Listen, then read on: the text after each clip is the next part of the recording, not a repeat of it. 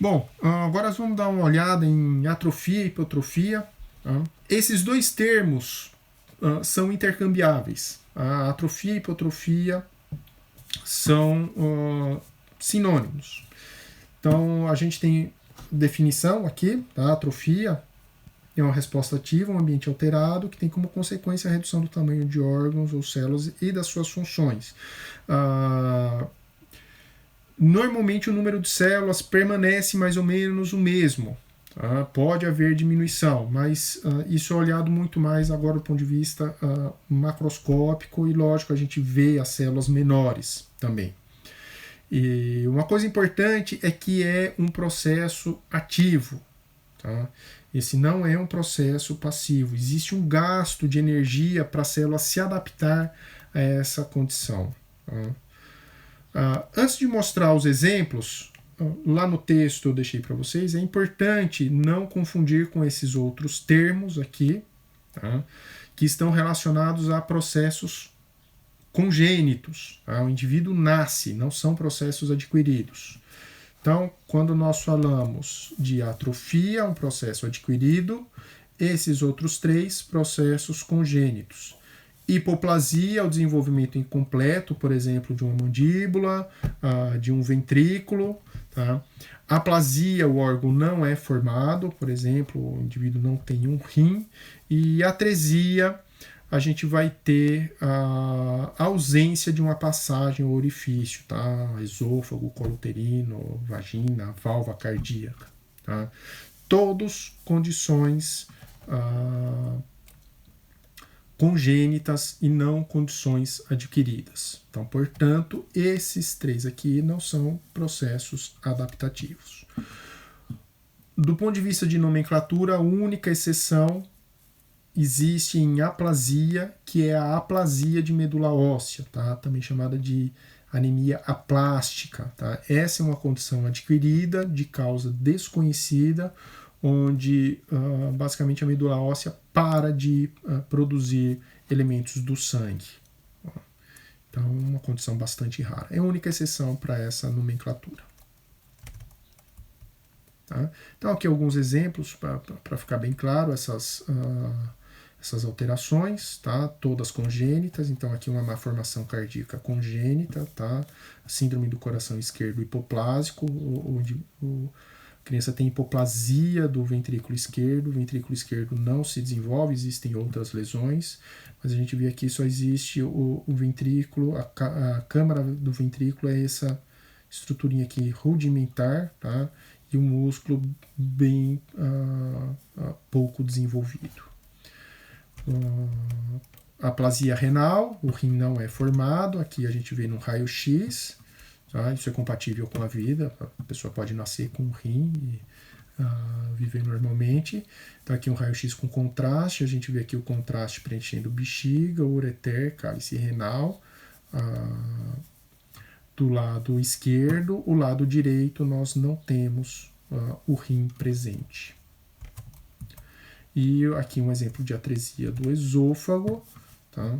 Um raio-x de um recém-nascido, também com um contraste, foi dado um contraste, esse contraste não chega no estômago da criança, ela para aqui, fica aprisionada aqui, isso aqui precisa ser corrigido cirurgicamente.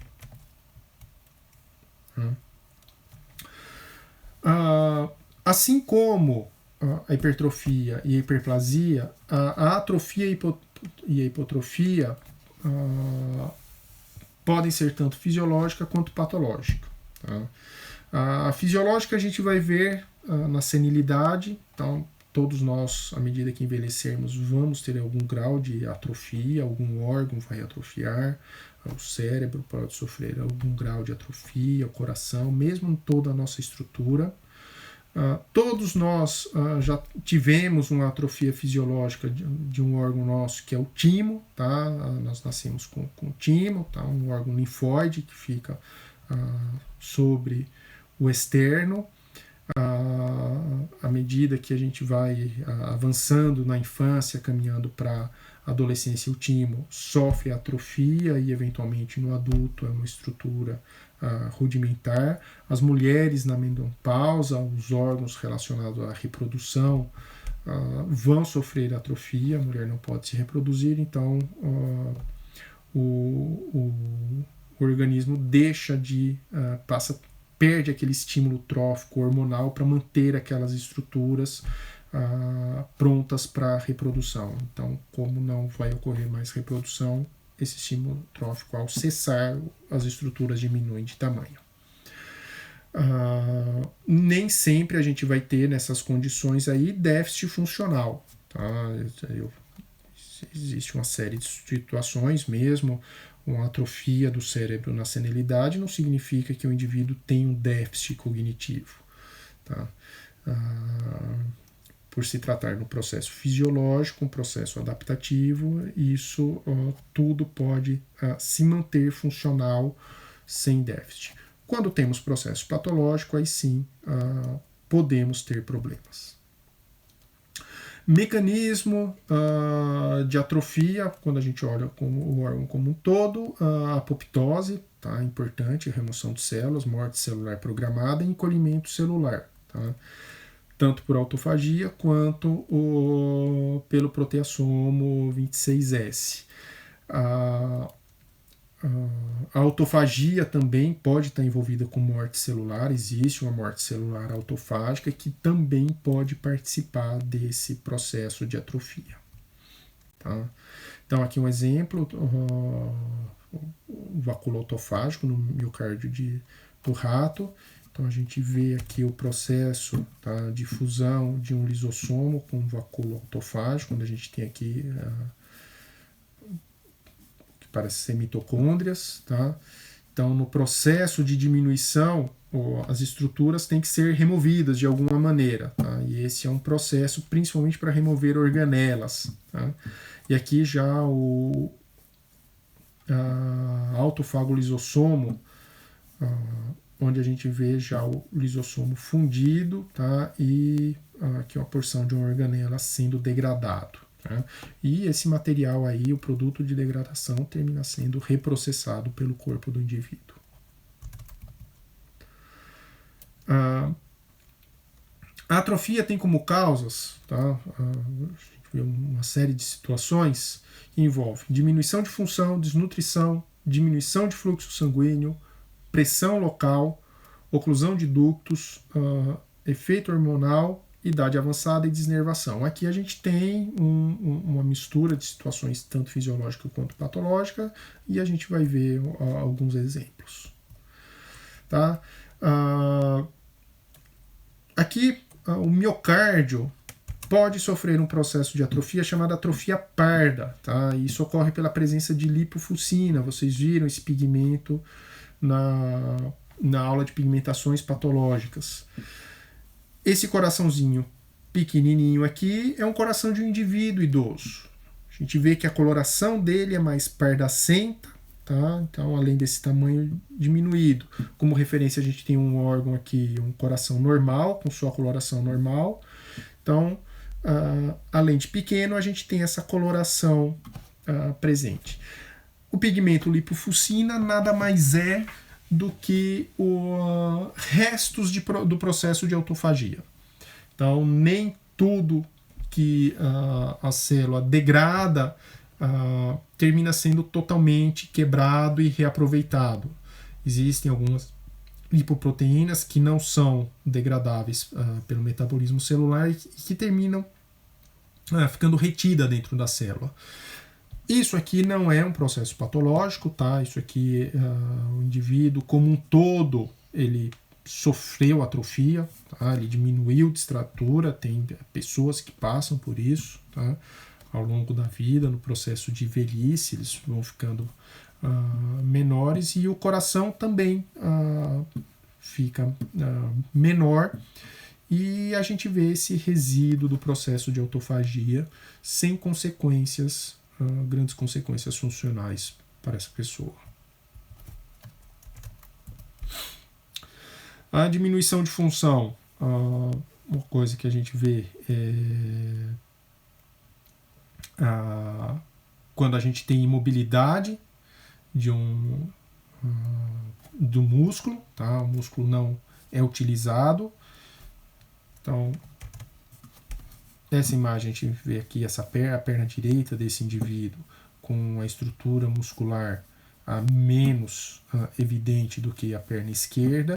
Isso aqui é devido à imobilidade. Tá? Então, nesse caso aqui é um paciente que sofreu derrame, tá? Então perdeu a mobilidade da perna direita, mas isso é comumente visto, por exemplo, um indivíduo que quebra um membro, um braço, uma perna, e precisa colocar o gesso, imobilizar aquele órgão por um tempo, a massa muscular é rapidamente perdida, tá? Existe um processo de catabolismo aí que termina predominando devido à falta da função. No caso da imobilização por gesso, isso é um processo absolutamente reversível. O indivíduo vai tirar o gesso, vai fazer atividade física, fisioterapia por um tempo e aquela massa muscular é recuperada sem prejuízos. Nas situações como um derrame como esse, lógico que é difícil recuperar. Uma maneira de se tentar manter isso daqui é fazendo estímulo elétrico. O estímulo elétrico força uma contração involuntária do músculo e esse trabalho, mesmo involuntário, termina servindo de estímulo para manter a massa muscular. Aqui um cérebro de um indivíduo idoso, tá? Mostrando que a gente vê que os sulcos estão muito evidentes, aqui a separação dos hemisférios, tá? Então os giros estão diminuídos. Então isso aqui vem de um indivíduo senil. Nem sempre isso está associado a déficit funcional. Isso vai depender da área, da extensão. Então, a função cerebral está muito mais, uma função ótima, muito mais relacionada à qualidade e ao número de conexões entre neurônios do que ao número de neurônios propriamente dito. A desnutrição, tecido adiposo, ele vai diminuir do mesmo jeito que a gente aumenta com excesso de comida, a gente diminui. Aqui a gente vê a gordura, uma coloração especial para a gordura, onde a gordura foi corada no indivíduo com alimentação normal, e aqui a gordura no indivíduo desnutrido. Tá? A gente vê aqui a diminuição do tamanho das células, então aparentemente tem mais células por campo, mas as células são menores. Tá? Então é um processo de atrofia. No tecido adiposo, na desnutrição extrema, eventualmente, pode desaparecer qualquer sinal de tecido adiposo nos tecidos de um indivíduo. Então, isso pode ser bastante extremo. Lógico que se o indivíduo volta a se alimentar, esse tecido adiposo volta a reaparecer, essa gordura volta a ser acumulada dentro de adipócitos. Obstrução de ducto, glândulas podem ser afetadas, por isso levando à atrofia do seu parênquima. Então, glândula salivar é um exemplo, tá? Se a gente tiver obstrução do ducto de uma glândula salivar. Esse exemplo aqui é um exemplo do pâncreas, tá? Aqui é uma fotomicrografia normal do pâncreas, onde a gente vê o pâncreas exócrino, tá? Secreta, tá? Enzimas lá, digestivas. Aqui a gente vê o pâncreas endócrino, associado principalmente ao metabolismo energético de açúcares. E se o indivíduo tiver uma obstrução crônica no ducto pancreático, isso pode levar a uma lesão que vocês já viram, né, a citoesteatonecrose, mas também pode levar à atrofia do parênquima, que é o que a gente vê nessa fotomicrografia aqui de baixo. Tá? Então a gente vê o pâncreas endócrino, essas áreas aqui, tá? Não lesões, essas áreas. Então são as ilhotas de Langerhans aqui, tá? Como a gente vê aqui. Porém, o parênquima exócrino desapareceu. O que a gente tem aqui são restos de ductos. Então isso ocorre por uma obstrução crônica de ducto pancreático.